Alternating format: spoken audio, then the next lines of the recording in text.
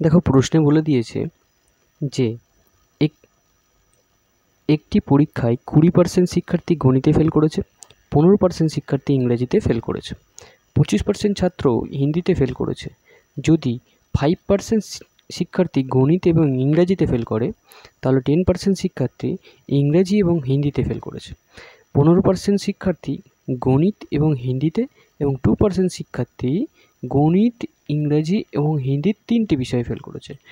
দেখো এই ধরনের প্রশ্নগুলো আমরা করব কি, আমরা একটু ভেন ডায়াগ্রামের মাধ্যমে এই অঙ্কগুলোর সমাধান করার চেষ্টা করব।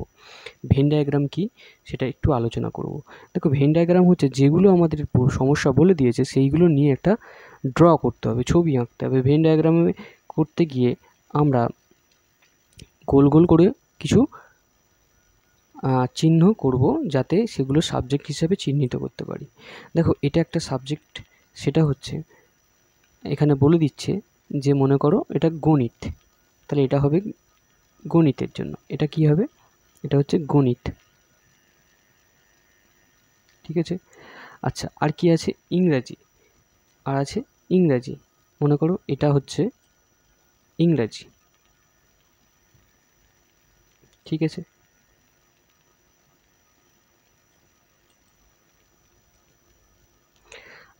আর একটা সাবজেক্ট আছে সেটা হচ্ছে হিন্দি, ঠিক আছে, সেটা হচ্ছে হিন্দি। দেখো এই অঙ্কগুলোতে প্রথমেই দেখে নেব যে কমন কি আছে, আর এগুলো সবই দেওয়া আছে দেখো ফেলের লিস্ট। তাহলে 3টি বিষয় ফেল করেছে এমন লিস্টটা আগে দেখব। এখানে 3টি বিষয় ফেল করেছে, এখানেই বলে দিয়েছে 2% শিক্ষার্থী গণিত, ইংরাজি এবং হিন্দি 3টি বিষয় ফেল করেছে। তাহলে আমাদের ডায়াগ্রামটাকে 3টে কমন হবে এমন একটা ডায়াগ্রামে নিয়ে আসতে হবে। দেখো এখানে যদি বলি 3টে জায়গার কমন সেক্টর কোনটু, তাহলে এইটুকু হচ্ছে কমন সেক্টর, অর্থাৎ সেটা ইংরাজিতেও আছে, হিন্দিতেও আছে এবং গণিতেও আছে।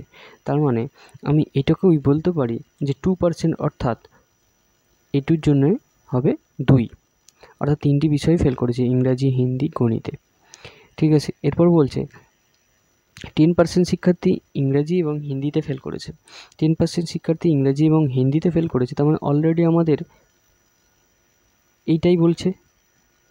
তাহলে এটুকু হচ্ছে কত, ইংরাজি এবং হিন্দিতে ফেল করেছে, কিন্তু অলরেডি আমাদের কত বসানো হয়ে গেছে, 2 বসানো হয়ে গেছে, তার মানে নিশ্চয়ই এটা হবে কত, 8, কারণ 10% ইংরাজি আর হিন্দিতে ফেল করেছে। এরপর হচ্ছে 15% শিক্ষার্থী গণিত এবং হিন্দিতে, 15% শিক্ষার্থী গণিত আর হিন্দি, মানে গণিত আর হিন্দি মানে আমাদের নিশ্চয়ই এইটুকু সেক্টর হচ্ছে গণিত আর হিন্দি, গণিত আর হিন্দি এইটুকু সেক্টর।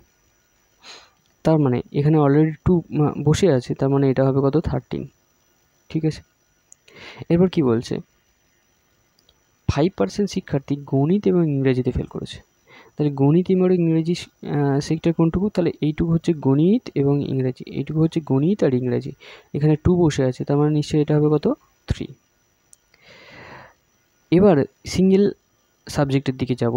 একটি পরীক্ষায় 20% শিক্ষার্থী গণিতে ফেল করেছে, তাহলে গণিতের সেক্টর কোনটুকু, তাহলে আমি যদি বলি গণিতের সেক্টর হচ্ছে এই পুরোটা হচ্ছে গণিতের সেক্টর, আর এর ভিতর গণিতে বসে গেছে কত, 3, 2 আর 13, তাই তো।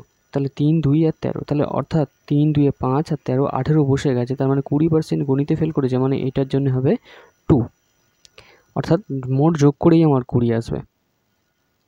এরপর কি বলছে, বলছে ইংরেজিতে, ইংরেজির কথা আসি, 15% শিক্ষার্থী ইংরেজিতে ফেল করেছে, অলরেডি ইংরাজি সেক্টর হচ্ছে এইটা, তাহলে ইংরেজিতে ফেল করেছে, 8, 2, 10, 3, 13 হয়ে গেছে, তার মানে নিশ্চয়ই এখানে কত হবে, 2 হবে। আর হিন্দিতে ফেল করার কথা বলছে, আর হিন্দিতে ফেল করার কথা হচ্ছে 8, 2, 10 আর 13, অর্থাৎ 23 হয়ে গেছে, তার মানে এটার জন্য হবে 2, ঠিক আছে। এরপর এগুলো আমি যে লিস্টটা বার করলাম সেগুলো হচ্ছে কোনো না কোনো সাবজেক্টে ফেল করার লিস্ট, অর্থাৎ বাকি যারা আছে তারা সব সাবজেক্টে পাস করেছে। তাহলে ফেলের লিস্টে কজন ফেল করেছে সব কোনো না কোনো সাবজেক্ট কিংবা সব সাবজেক্ট, সেটা বার করে নিই, সেটা হচ্ছে যোগ করতে হবে এদের।